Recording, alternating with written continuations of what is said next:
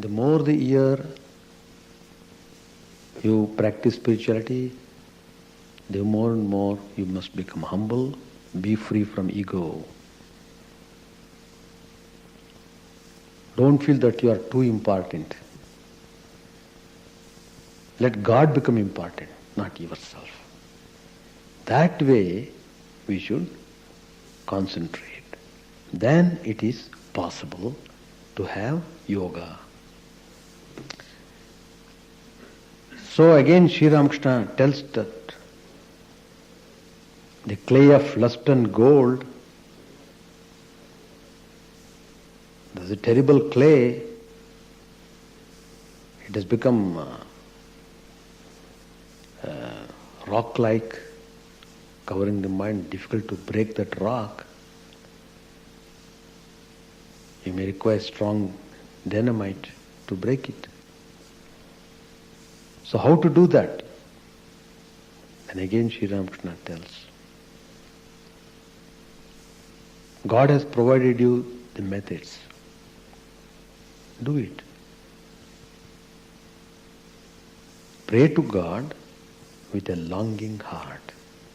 Oh Lord, I am in this terrible state. You have to come to my rescue. Please purify my heart. That's you must pray on sincerely every day. Praying Him intently. You mean what you pray. There should not be any diabolism in the prayer. So, when you pray and weep for God, tears shed for Him will wash away the clay. That tears have tremendous power. They are charged with power. They are transmitted with power. They just make a crack in the rock.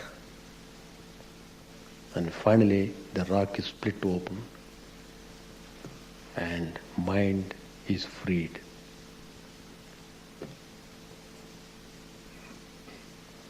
So once that is done, then he will see God.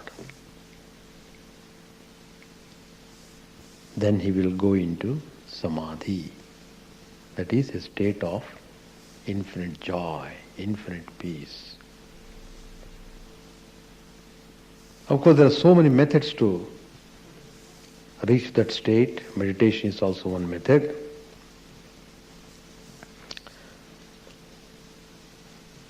But Sri Ramakrishna again tells, in spite of all my telling, people go in their own way. Because the worldly strings are very strong. Just as long as I am telling, so long you are hearing, only that period it remains. Just when you go out or even when you get up, you are in your virgin state, pulled by worldly strings. Terrible pulls, not ordinary pull. If you are not strong, you are just dragged down. So, again Sri Ramakrishna suggests, what's to be done? Is there no way? There is a way. Every problem has a solution. Every disease has a medicine. You don't know the medicine, so the disease is not cured. That's a different thing. Or you don't know to apply the proper medicine to the proper disease. That's also there. Anyway, Sri Ramakrishna tells, very important point here. How to get rid of this worldliness, these worldly thoughts, they keep on attacking us in all directions. Even in the chapel, you are not free from the worldly thoughts. They come and they dance in your mind. Come on, what are you doing in this chapel sitting quietly? Come on, let me go there, let me go here. Let us go and meet my friend, etc., etc. So, Sri Ramakrishna tells, it is very important, if you are in that state, don't forget that you must constantly live in the company of holy. Satsang they call. That's very important. Constantly living. That is why we conduct retreats, so that if you spend the time properly for a day or so, that will take care of you for 5 to 6 days. Again you have another retreat. So that way you will be training your mind, and you must somehow feel interested in getting into spiritual ideas. That's the only way. The chronic nature of worldliness. What is worldliness? Again Sri Ramakrishna tells, lust and gold. Running after this. That is worldliness. Only then you can get rid of that chronic disease of worldliness by constantly living with holy people. And third point Sri Ramakrishna tells, he knows the helplessness of the people in the world. Never say, oh, God does not know our difficulties. God knows everything. God knows more than what you know. God knows even your future, let alone your present life. Then what? He knows your future. You see, once a lady devotee, she was born of a divine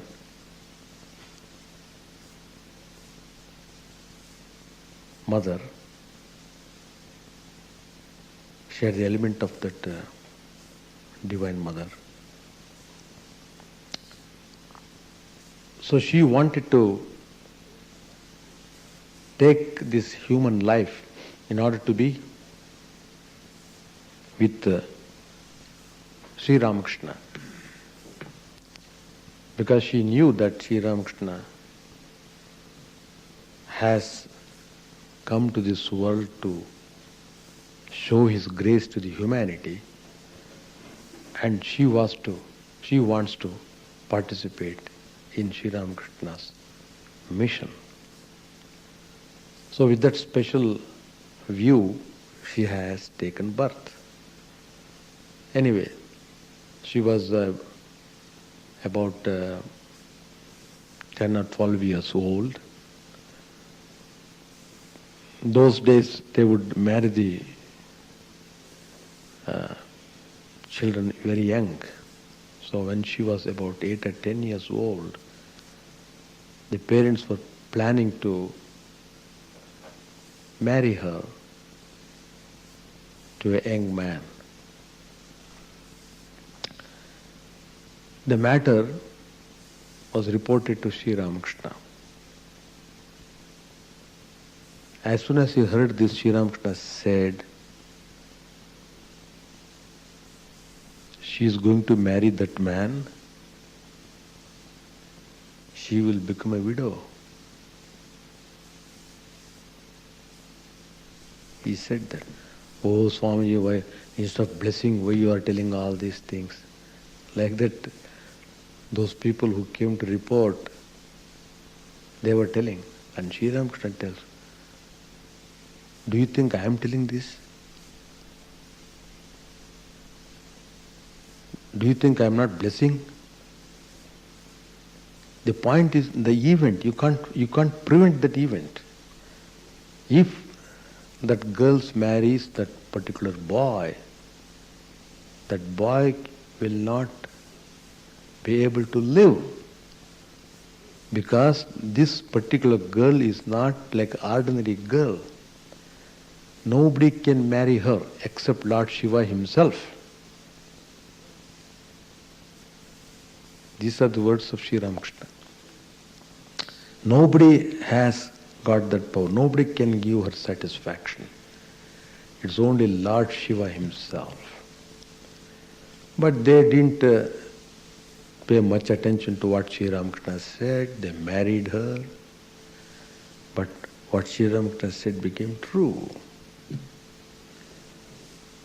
In a month or two, he passed away on some reason. Of course, that lady never married again. She wholeheartedly, completely stepped into spiritual life. She became one of the yogini. That is her life. So,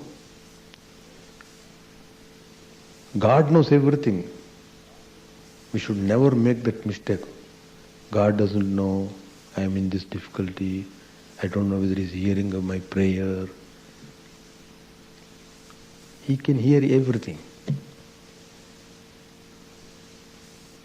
But that's why Sri Ramakrishna tells, when you pray, be sincere.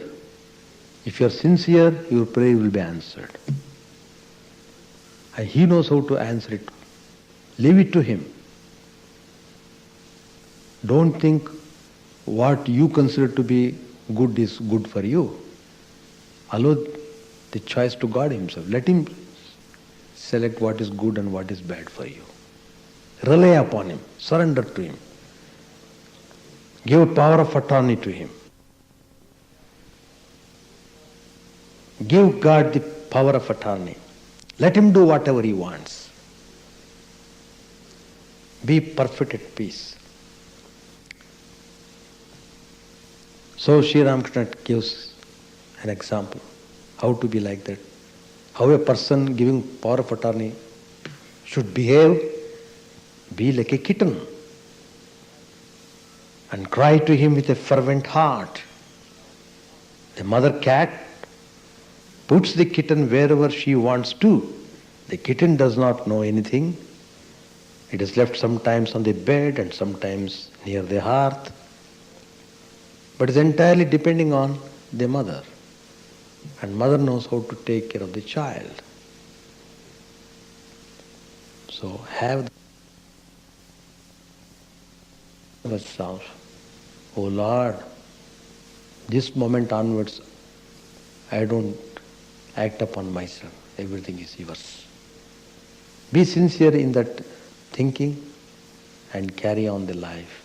Then you will see how your life becomes blessed. Which is causing never-ending suffering. Let us pray to Him to release us from the terrible Maya, the terrible forces of raga and dvesha, attraction and aversion, likes and dislikes. Let us pray to Him to free us from egoistic tendencies. It is very important. that we should subdue our ego. Ego is the stumbling block on our way to spiritual prosperity. Unless the ego is properly controlled, it is difficult to have the realization of the truth. So it is very important to keep the ego in its proper place, not to allow the ego to become the master of ourself.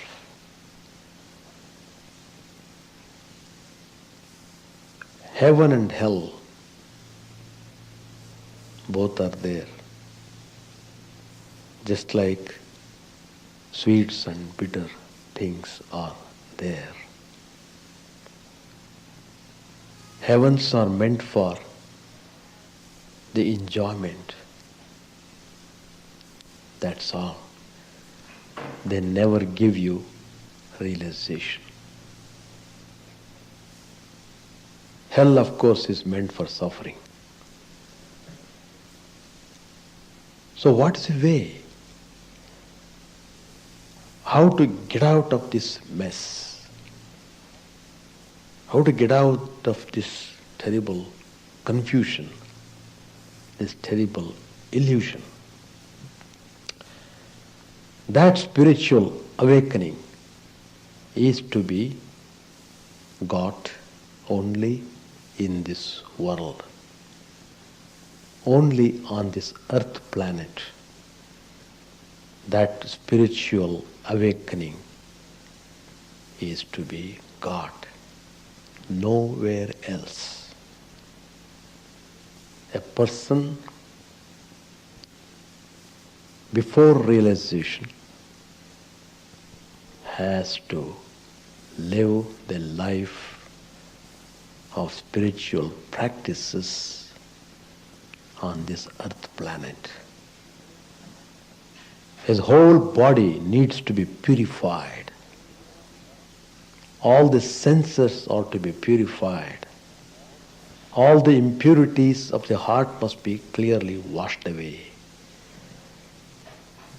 Then only we can have the glimpse of the vision of the Supreme God. Then only we will be able to understand the infinite glory, the infinite compassion of the Divine Lord. So to understand this, to taste this divine experience, to have this wonderful realization, it is very important that we should have a guiding holy person who would lead us to that blessed path. And the incarnations, the saints and sages, the holy people all over the world are the spiritual guide for us. But one thing is certain, unless we aspire for spirituality,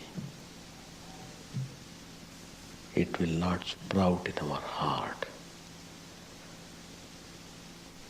So,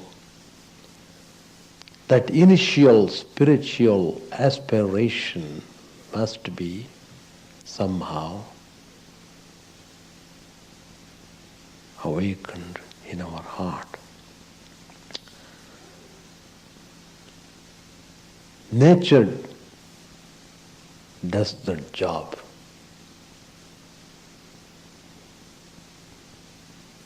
The experiences which we undergo in the life, sukha dukh, they awaken our spiritual aspiration. We really become very serious in knowing about the truth.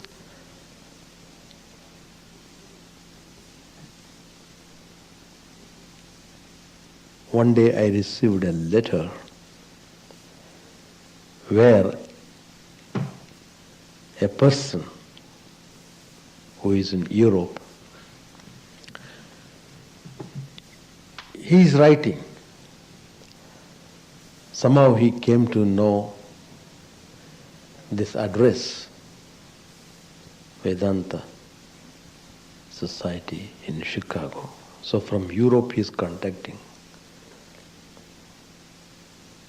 Let alone meeting us, even getting the address itself is a kind of joy to him.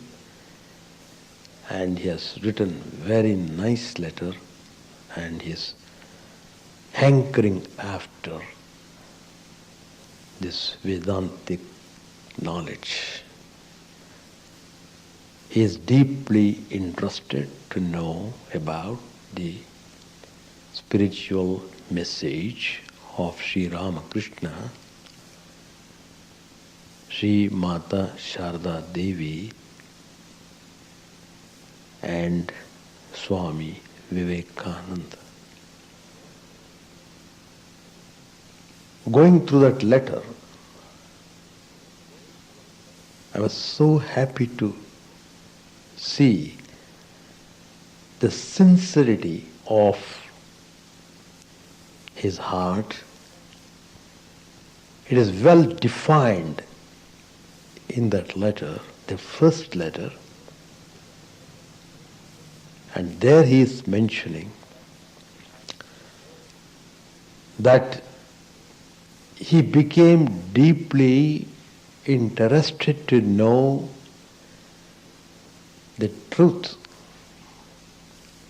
an account of the recent passing away of his own very dear mother.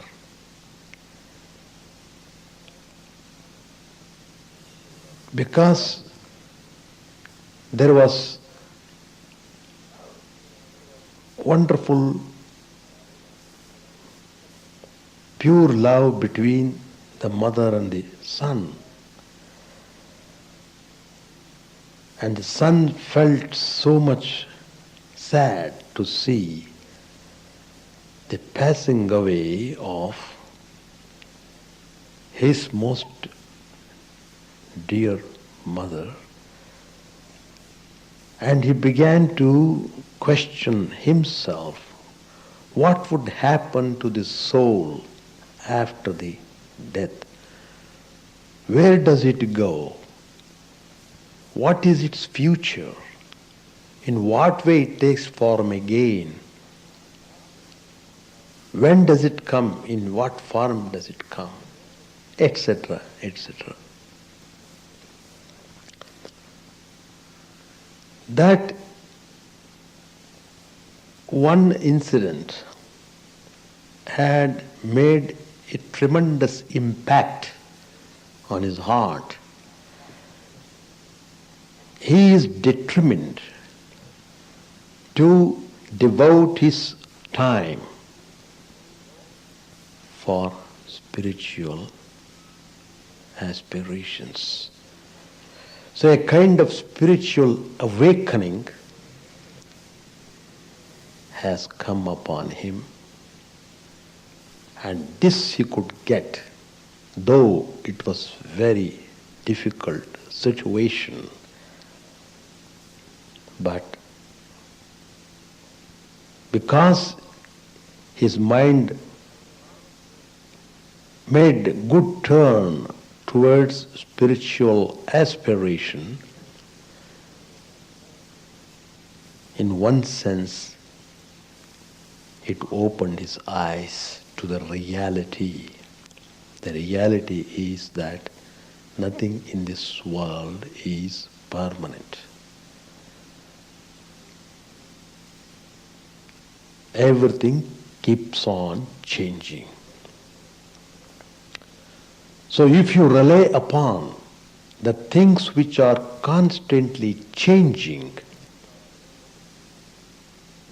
you will never be able to experience real joy in this world. So we pray, O Lord, lead us from the unreal to the real. Asato ma sadgamaya. That's the meaning. So, first of all, we must be bold enough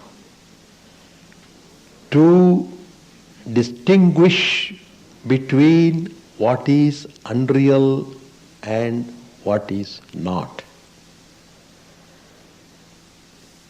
And the next stage would be to reject what is unreal and to follow the path that leads to reality.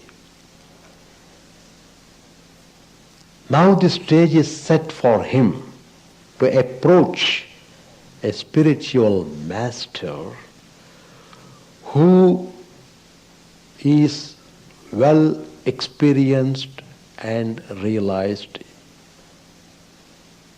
so that he can have clear-cut directions, instructions to follow spirituality. Herein comes the great significance of the spiritual teachings of Sri Ramakrishna.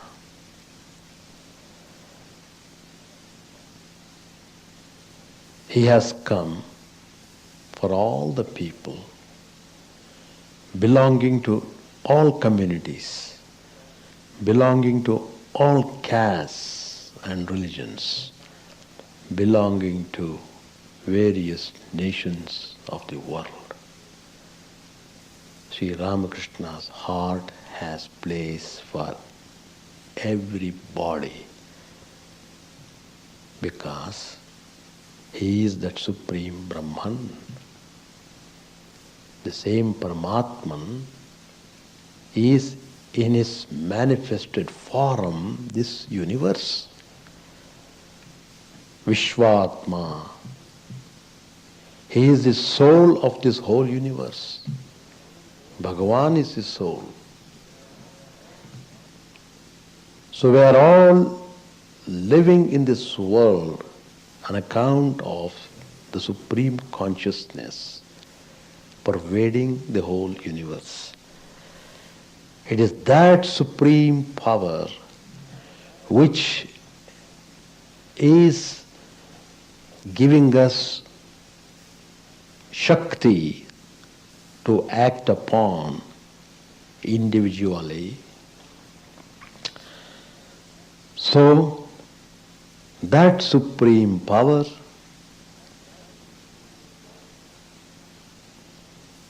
concretized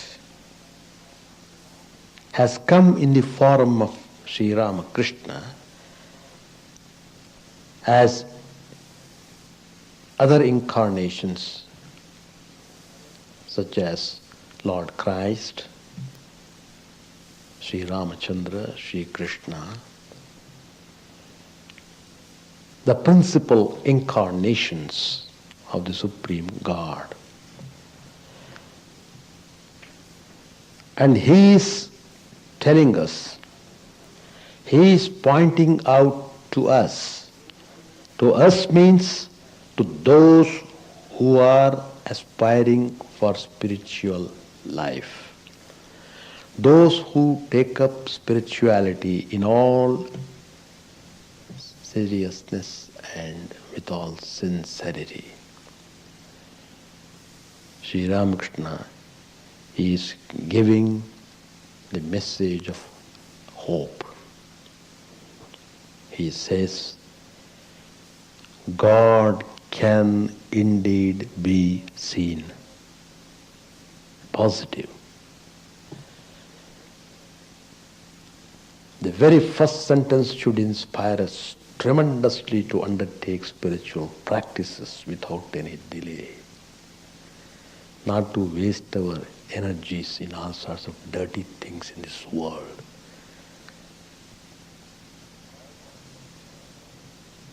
What all the dirty things are already there in the mind, we must try to wipe them away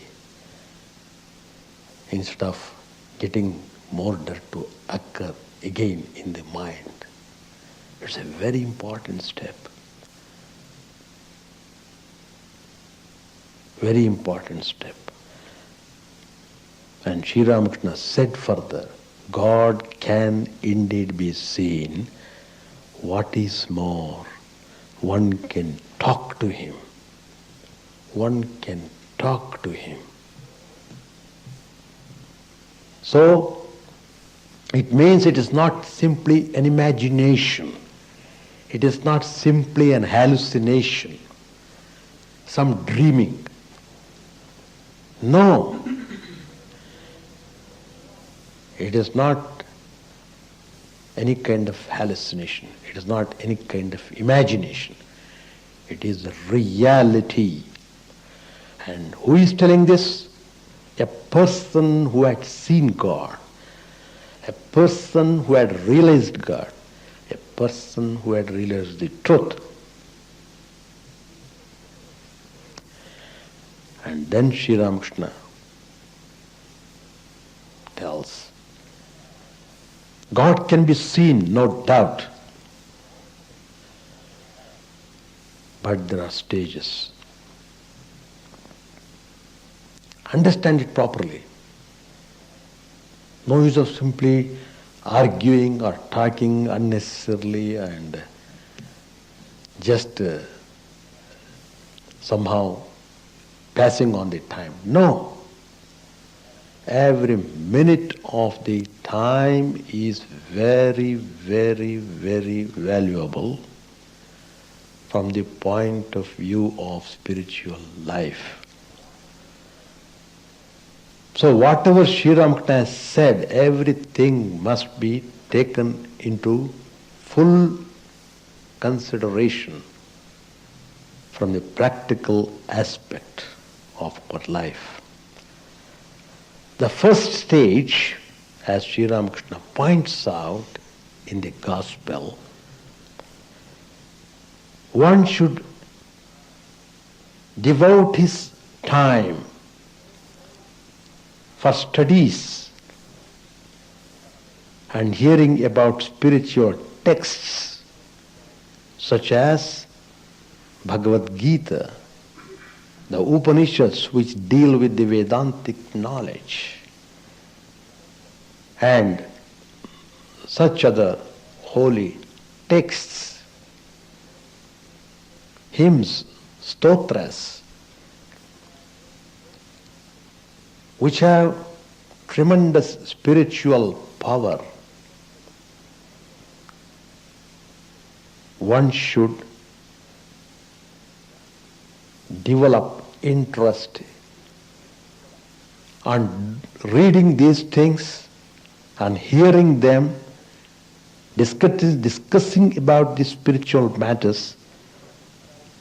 It is the first important stage, and this is the first stage of the beginner.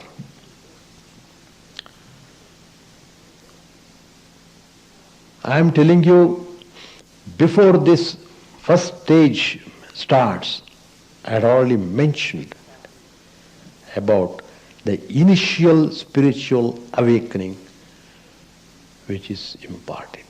Just as I said, a letter came from Europe, that kind of aspiration. Now he is ready. He wants a catalog He wants to immerse his whole time in studies of spiritual ideas, and he wants to know, he really wants to practice them. That spirit, that zealousness, one can see. So, from that point, the first stage, he is considered the beginner. Now he is showing aspirations for reading the spiritual text. He is no more interested in reading all sorts of newspapers or dirty novels or magazines that excite your appetites, all sorts of things that make you mad after the world. Put an end to them. Put an end to them without any mercy. Don't show any mercy to your mind anymore. You have shown enough mercy, you have given enough of hand to the mind, so you are in trouble. So why do you want to be in more trouble? Why don't you get an awakening immediately and shake up everything? The stirring. So once the stirring is done, then all the dust and dirt accumulated in the mind will be washed away. Next comes the second stage.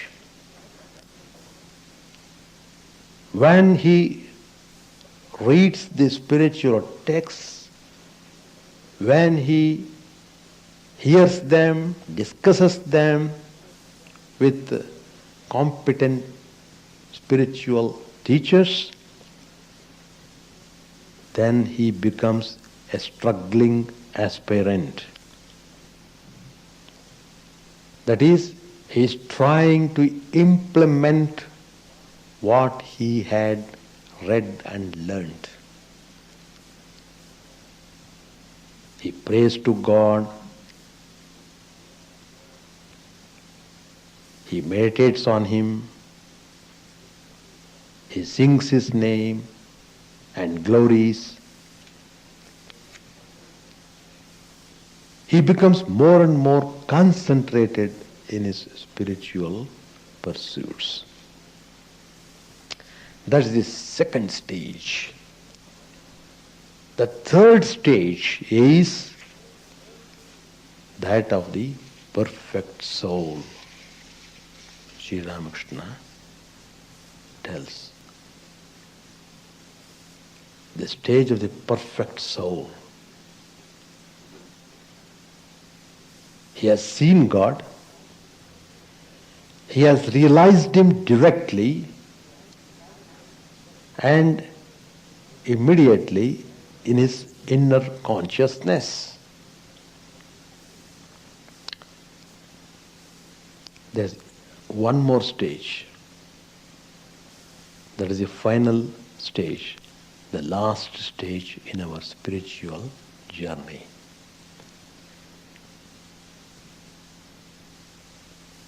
That is of the Supreme Perfect. Perfect and Supreme Perfect. Like Chaitanya Mahaprabhu, such a devotee establishes a different relationship with God, looking on God as his divine master or his beloved mother or his son, whatever relationship. Yashoda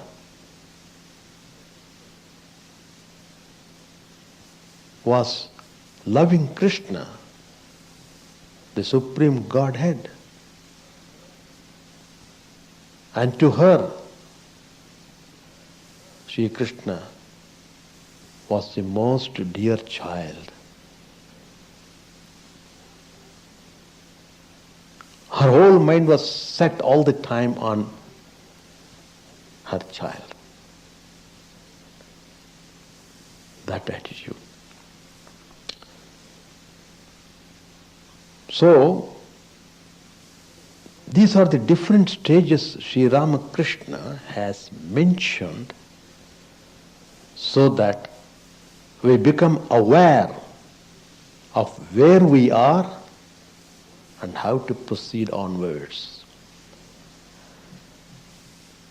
Sri Ramakrishna points out that we should develop ecstatic love for Satchidananda. What he tells is that have an ideal before you, think of the ideal always, and try to live upon that. He gives the example, one must become like Sita to understand Sri Rama. Unless you become Sita, how can you have the full understanding of Sri Ramachandra?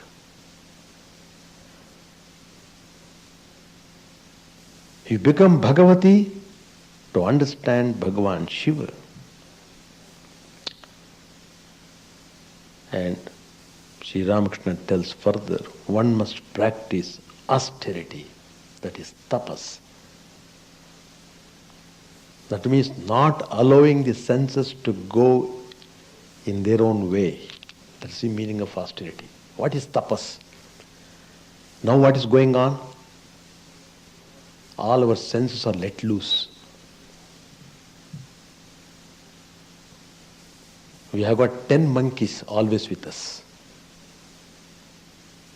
One monkey is enough to make mischief. 10 monkeys we are always carrying with us all the life. So that means we are always under some kind of mischief. So how can you have peace? Get rid of the monkeys, then you will be at peace. So, these monkeys are our senses. They play havoc. They drag us down. They push us downwards. So, the importance of austerity. Discipline, that is austerity. Discipline. Controlling your senses. Controlling your thoughts. Controlling your emotions. All these come under discipline. So Sri Ramakrishna gives the example of Bhagavati, that is Parvati. How much tapas she did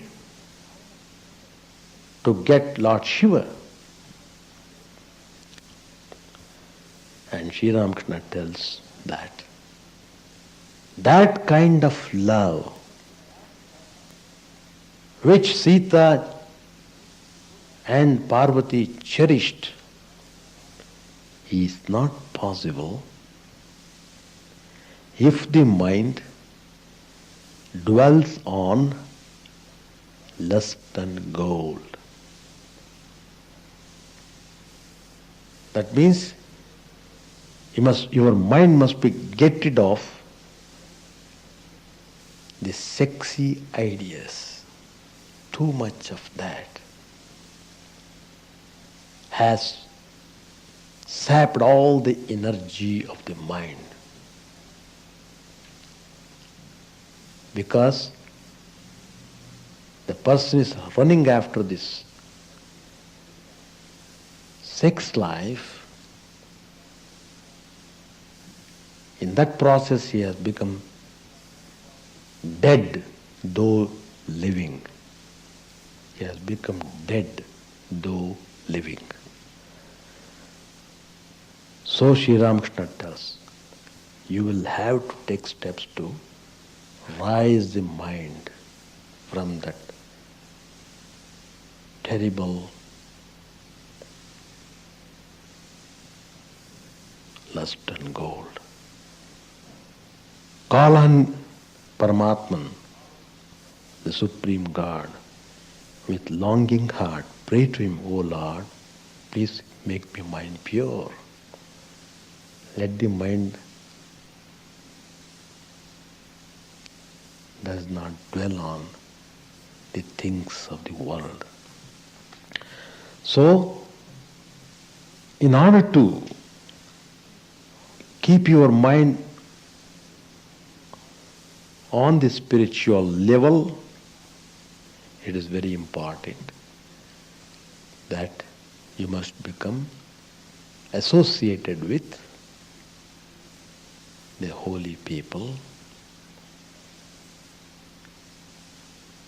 and the spiritual teachers who always give a kind of inspiration to our life. So Sri Ramakrishna tells realization of God. Why one should aspire for it? What is there in that? What is there? Sri Ramakrishna tells there is very valuable thing. That's why we are all aspiring for that. What is that? And Sri Ramakrishna tells from his own experience. And he tells that realization of God gives 10 million times more happiness. 10 million times more happiness than that of what one gets through sex life. The realized souls,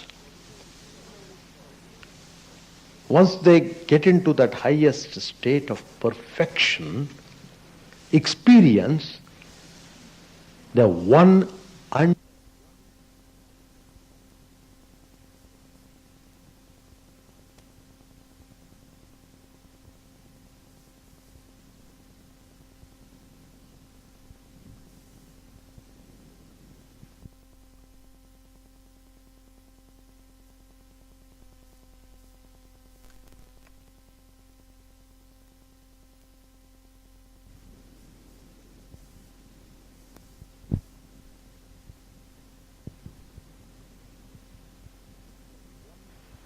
the one undivided existence,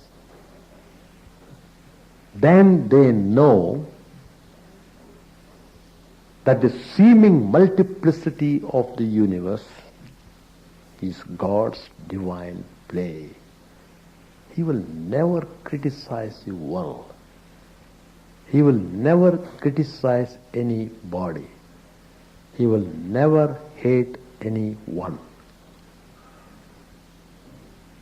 The realized souls, they know that the infinite God is born as an avatar, incarnation for his own divine sport.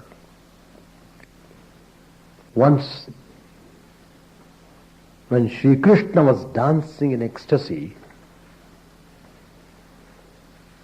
one gopi said to another, "Look, my friend, the truth of Vedanta is dancing. Sri Krishna is the supreme Brahman. He is the infinite, changeless spirit playing as man." A realized soul has the power to mold the disciple's mind. And in a few days he can turn his mind towards spirituality. We have seen in the life of Sri Ramakrishna how many people got transformed through his look, through his talks, through his touch, through his will. He has got so many ways to transform a person. In the same way we have seen how Holy Mother Sharda Devi transformed hundreds of people who came to her, who called on her as mother. And mother said, if you are in great difficulty, if you are in terrible situation, just call me, just remember me, I will take care of that.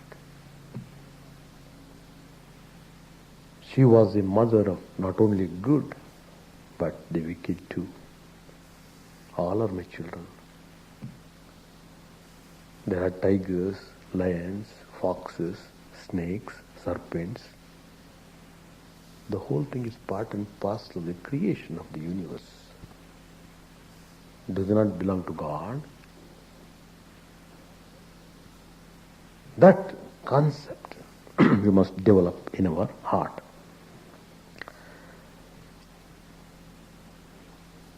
The scriptures state that perfected souls continue in this world even after the highest enlightenment.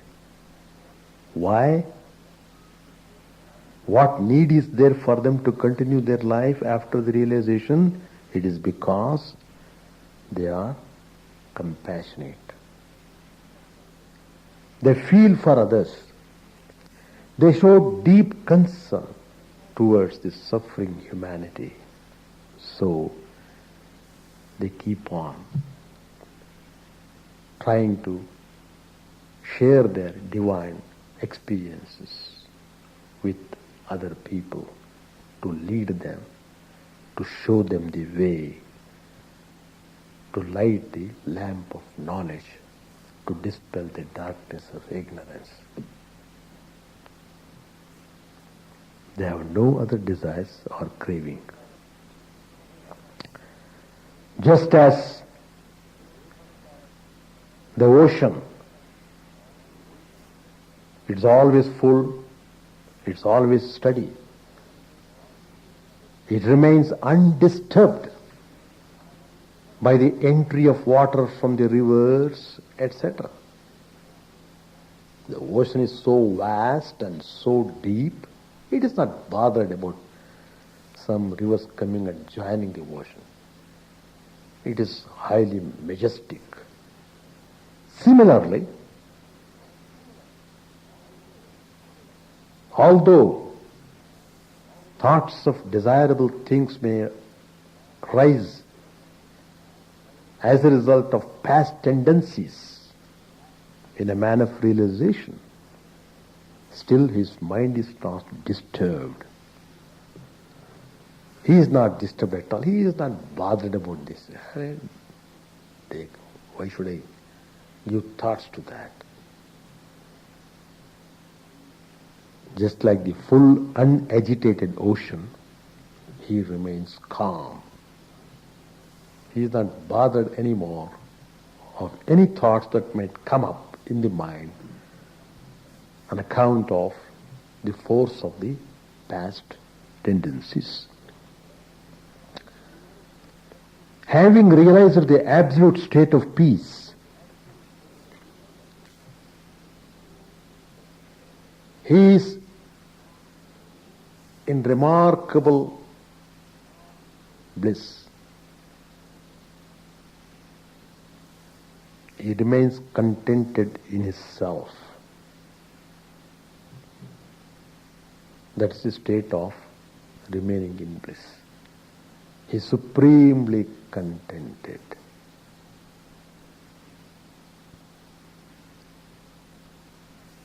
And so, it's very important that these spiritual masters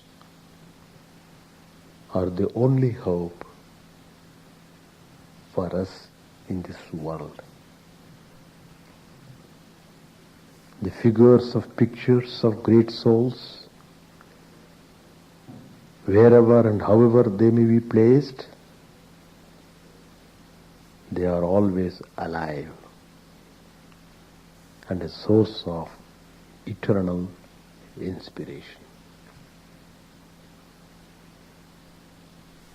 So, whatever that inspires you, keep it in front of you all the time. The idea is we should never allow the mind at any moment to slip downwards. So, with these few words, I conclude my comments on Once and for All.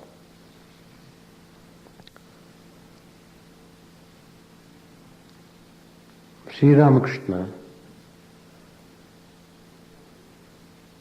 is unique in his teachings. He has said many things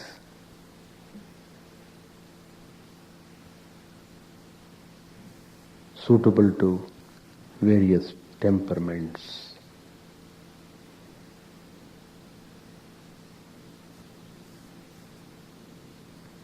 We will have to follow them so that we can achieve our goal in life.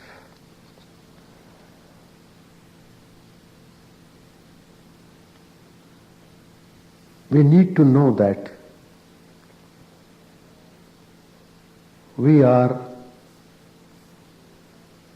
in some way or other suffering. Suffering why? Why should we have to suffer?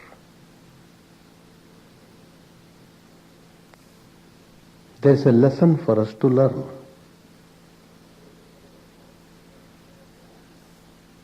We are bound to suffer as long as we are under the influence of three gunas, sattva, rajas and tamas.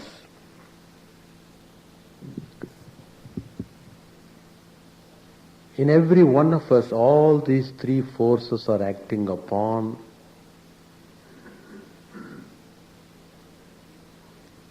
But in every case, there is the predominance of one over the other two.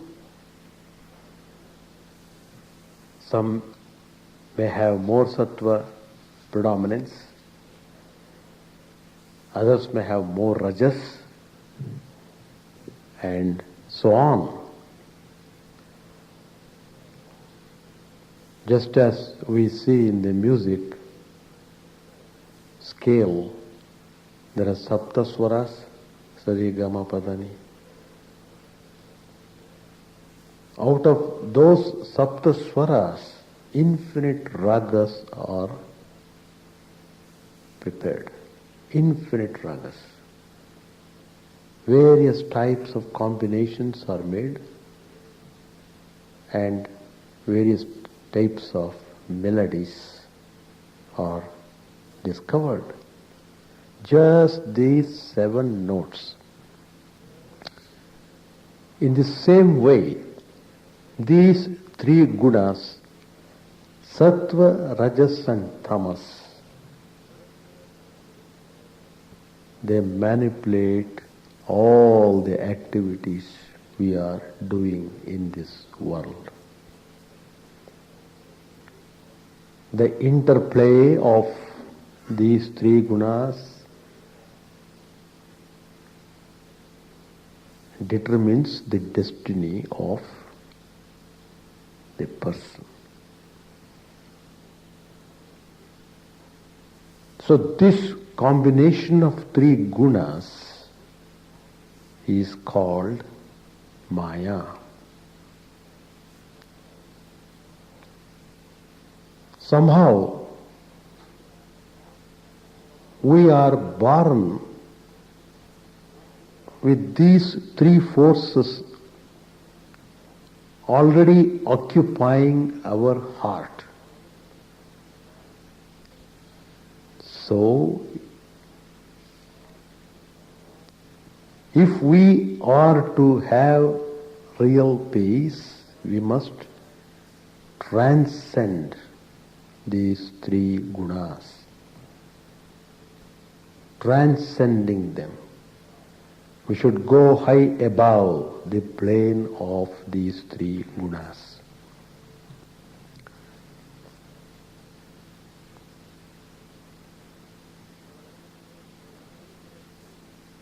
There are many steps to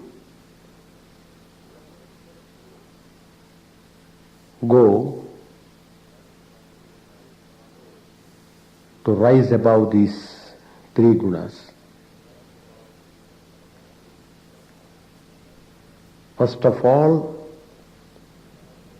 if a person has to establish himself in sattva, he should have to transcend rajas and tamas.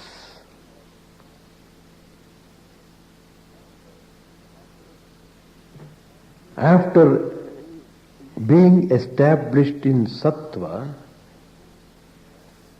one must transcend sattva guna also. Then only you will realize the infinite bliss of your spirit.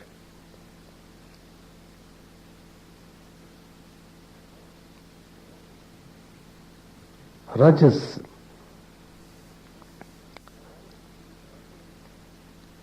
If rajas in the form of energy does not come into your heart, sattva will not follow. And unless you are sattvic, that is to say, unless you are pure in heart, Brahman or God, Paramatman, cannot be revealed.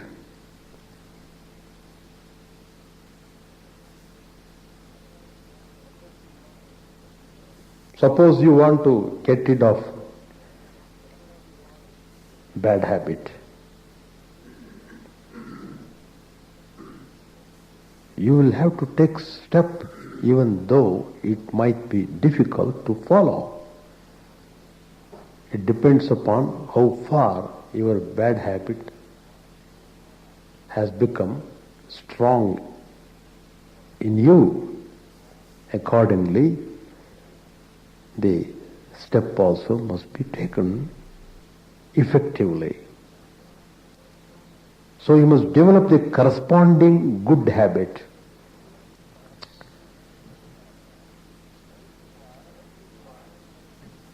That requires tremendous rajas or activity on your heart. Lord Krishna says in the Bhagavad Gita, verily this divine Maya of mine, consisting of the gunas, is difficult to cross over. Mama Maya Duratyaya. Lord says, but those who devote themselves to Him, they would cross over this Maya by the grace of God. So there is a hope. Only we have to be devoted. Because our mind is turned towards the world and worldly pursuits and worldly attachments and achievements worldly involvements,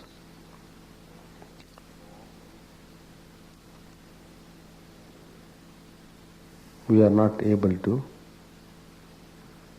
get the grace of God to cross the Maya. As I explained earlier, Maya means the interplay of the three gunas, sattva, rajas and tamas.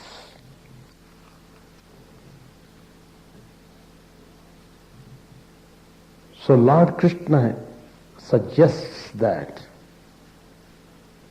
do you want really to get out of the miseries?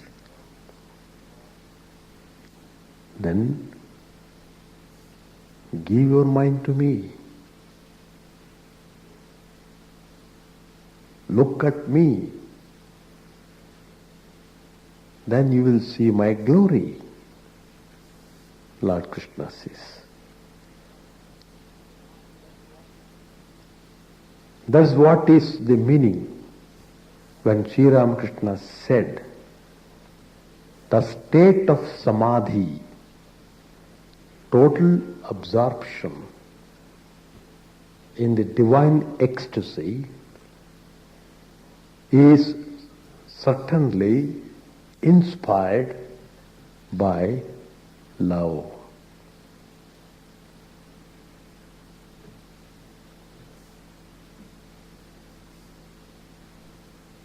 In Sri Ramakrishna's life we come across many incidents. There was a kirtan program at a devotee's home, singing devotional songs. Sri Ramakrishna had gone there. He was so much impressed by the fervor of the devotional singing of the devotees, which created tremendous spiritual vibrations. Sri Ramakrishna immediately got into ecstatic mood.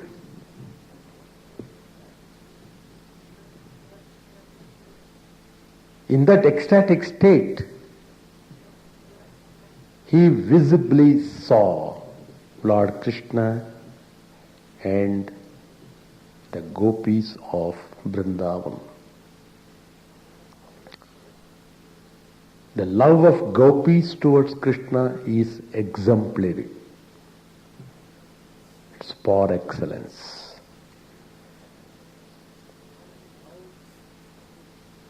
The love in its perfect form, in its purest state, is manifested in gopis. So the gopis could have the presence of Lord Krishna always in their hearts. Sri Ramakrishna visibly saw Sri Krishna with the gopis of Vrindavan, and that made him to get samadhi. So here, what is the point that we should understand is that we should love God. It's very difficult. It's very easy to see the things visible and love them. It is rather difficult to love the invisible one.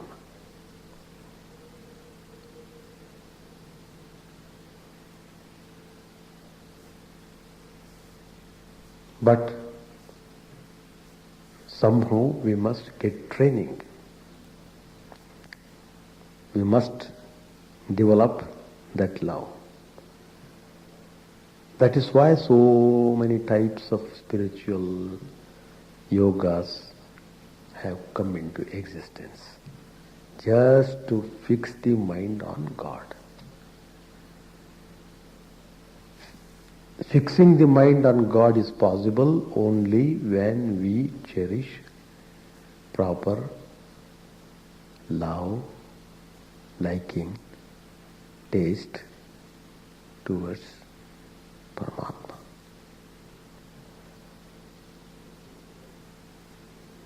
So we say, read the spiritual texts, understand them. It's all right. It has got its value, but its value is limited. But along with all that reading,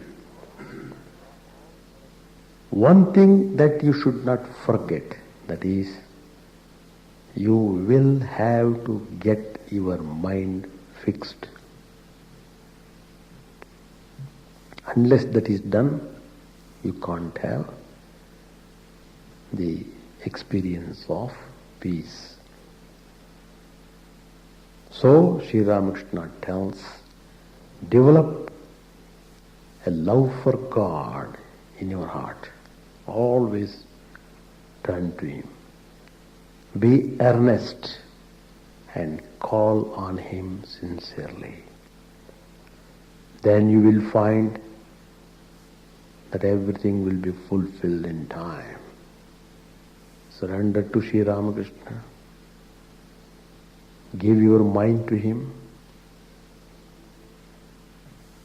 Dedicate yourself, heart and soul, and Sri Ramakrishna will take care of everything about you.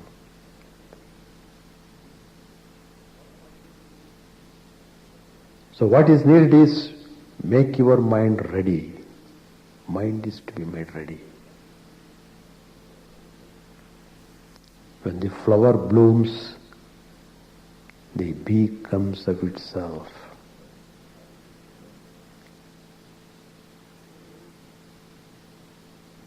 There is something like passion which is very common in this world. That is,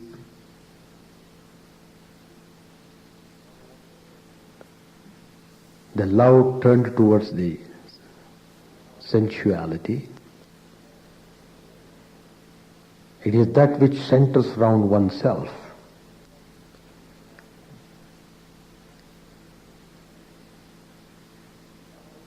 And love is that which centers round God. The more close the relation you can have with God, and the more you can love Him, the more joy you will get from His name. God's name and God Himself are not different.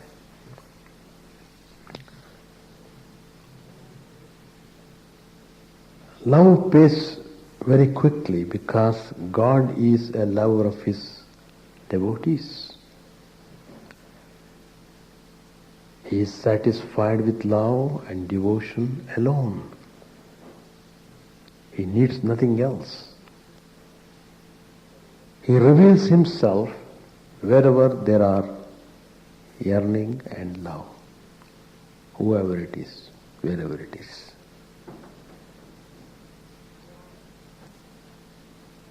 So, that kind of love can manifest only in a purified heart.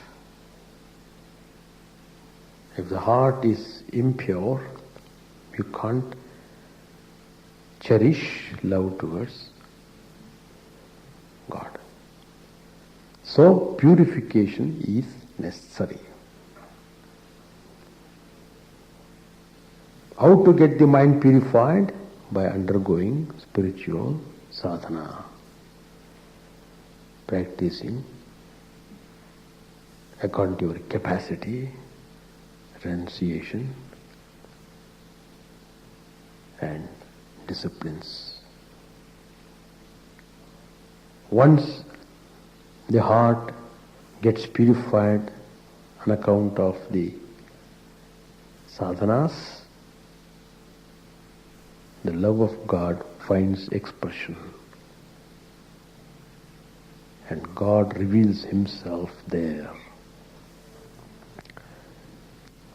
So the thing that matters is to love God, thinking Him to be one's own.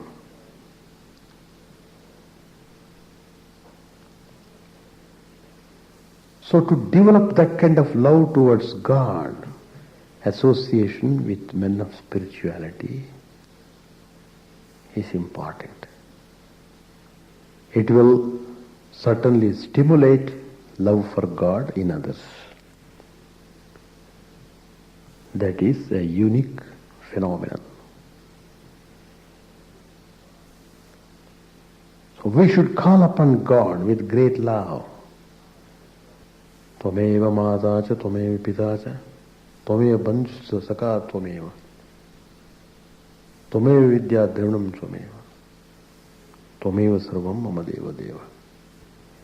What a fine composition. Who is that God? He is your own father, mother, husband, friend, everything. So to understand it, to cultivate this attitude, one must constantly come in association with holy people. Holy company generates love of God. Once you find the signs of true love of God in your heart, then that is the sure sign of spiritual progress.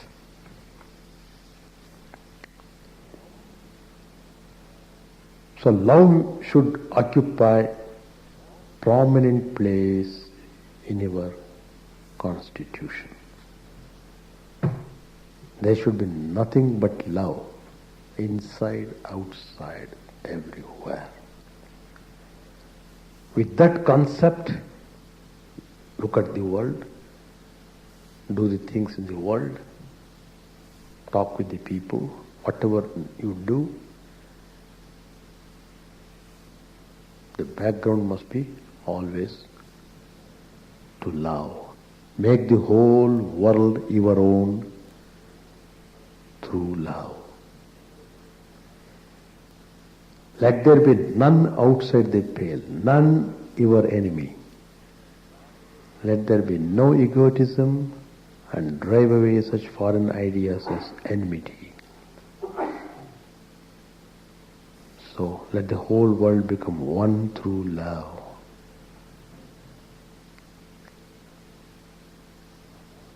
That's the way. In order to practice this, we should stop finding faults in others. Try to see always good in the people and just value them most.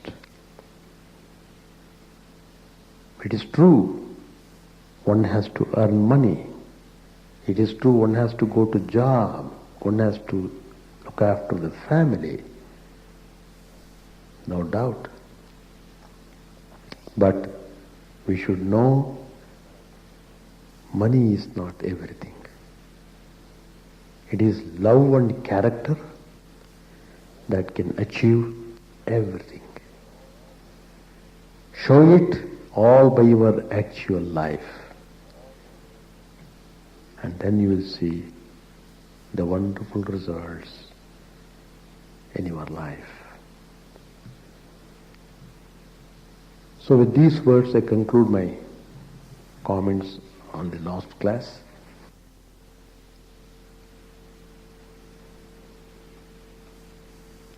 It is possible, and Sri Ramakrishna has shown through his life how the spiritual goal could be reached in the present life itself.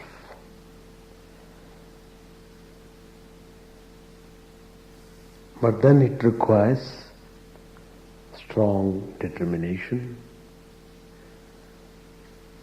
to reach the spiritual goal.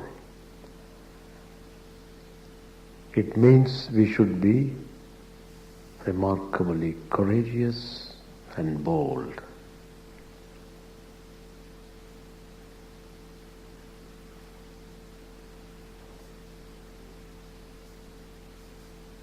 It is the life of the strong. We should not yield to anything that is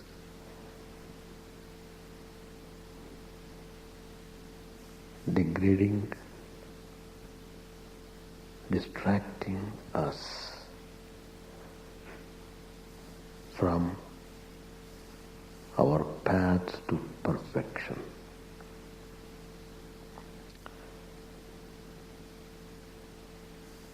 The disease of worldliness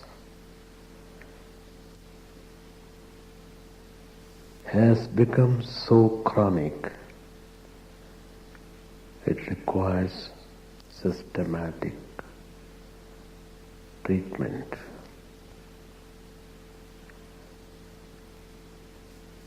That systematic treatment is spirituality.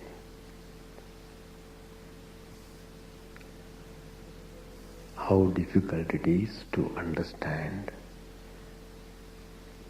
this fact. So it is very important to study life and teachings of the great masters. They are our source of inspiration.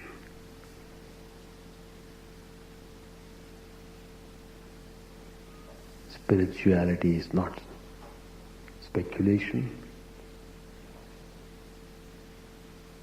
It is not imagination. It is not dreaming.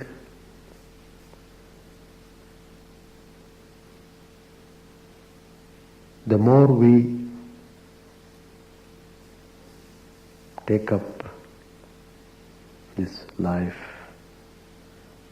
with all earnestness, the quicker we come to know this fact.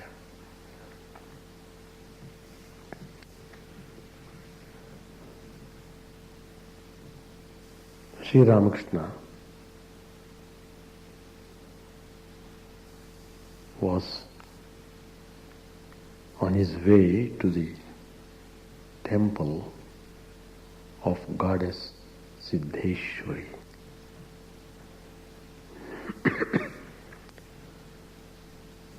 God manifests in so many ways.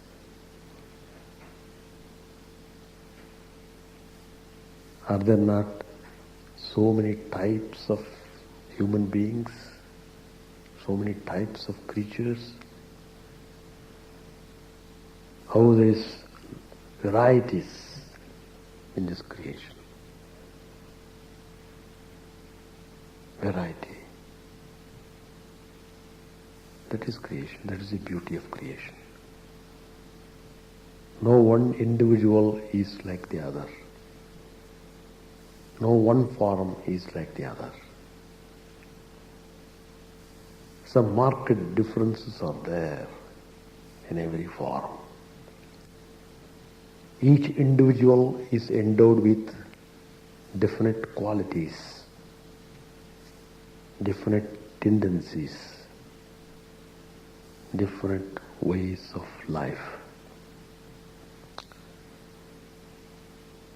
So,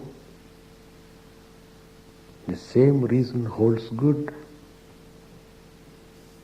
God assumes innumerable forms. Millions and millions of forms of God are there. Let us not be frightened about the forms. The creation has so many wonderful things. Take what you want. There is a lot of food stuff, varieties of food dishes are there. Take what you want. There lies your wisdom. In the same way, there may be infinite forms of God, infinite ways of life. Take what you want. That's the point we should understand. And here Sri Ramakrishna is showing an ideal, even how when we come to temple we should act upon, how our attitude should be, how we should set up our mind. We are coming to the abode of God. Temple means the abode of God, where we worship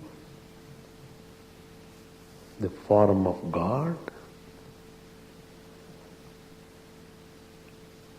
and we feel the tremendous spiritual power in the temple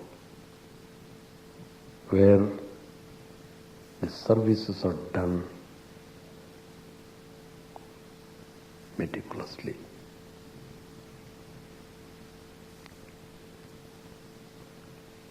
God's glory, God's beauty is everywhere, but it manifests through some medium in more effective way. Temple is one such place. So it is very important for us to follow certain things, certain traditions to maintain the sanctity and purity of the temple. As soon as the people enter, they should feel immense peace. So, it means we should maintain the atmosphere. It's very important. Now Sri Ramakrishna is coming to the temple. He said he is going to temple. He should take something as an offering.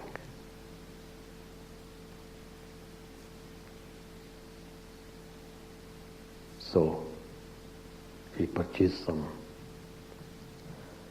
sweets and fruits and came to the temple and offered them, and he prayed to the Mother Divine for the welfare of Rakal, one of his disciples, who was sick.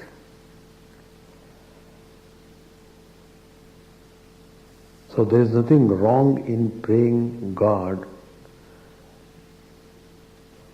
to cure diseases or to have something in the life.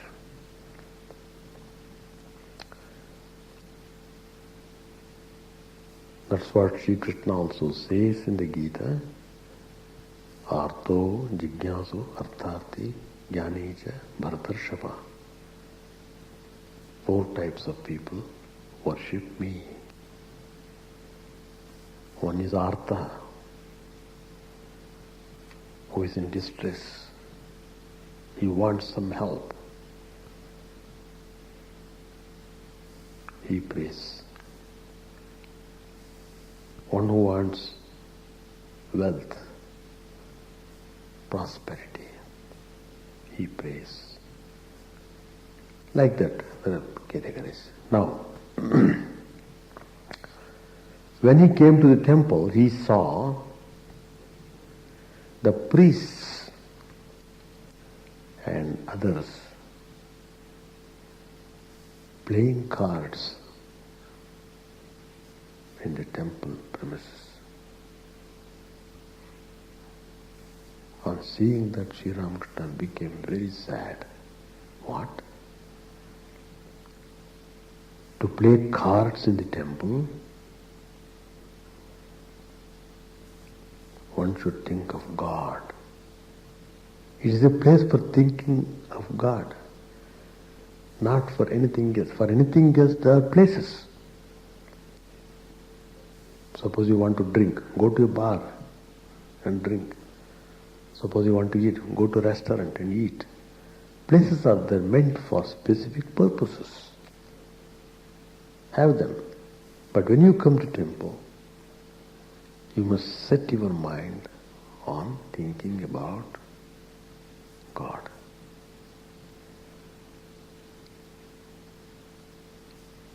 Then only you will have the desired result. Why people are not feeling so much enthusiastic about spiritual life? Because of these loopholes. They are not very particular about their life. They are very careless, abstinate, indisciplined. You don't want God. So why should God bother you? He also thinks, let me not bother him. As long as you feel you are too important for yourself, carry on. Stage will come when you will realize that you are not able to do anything on yourself. Then you really aspire to have the vision of God.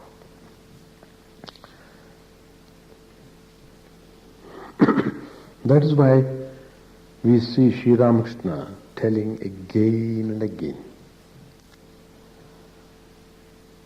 one cannot realize God without renouncing lust and gold.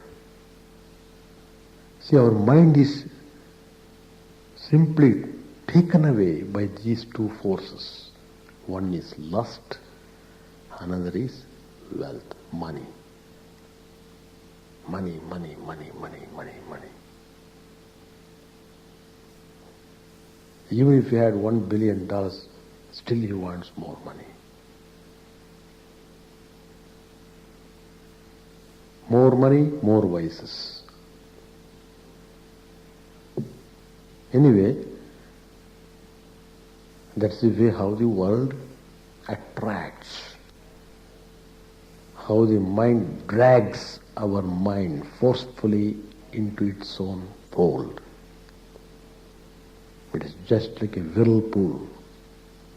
Suppose you are swimming in the river, if you are caught by a whirlpool unawares, you are simply drawn to the bottom of the river. Very hardly people escape from the whirlpool. Worldly things, worldly attractions, worldly pleasures, enticements are all like this whirlpool. They just destroy us completely. So Sri Ramakrishna is telling Don't be scared of renunciation. Don't be scared of taking medicine to cure the disease. The disease of worldliness can be cured only by the medicine of renunciation.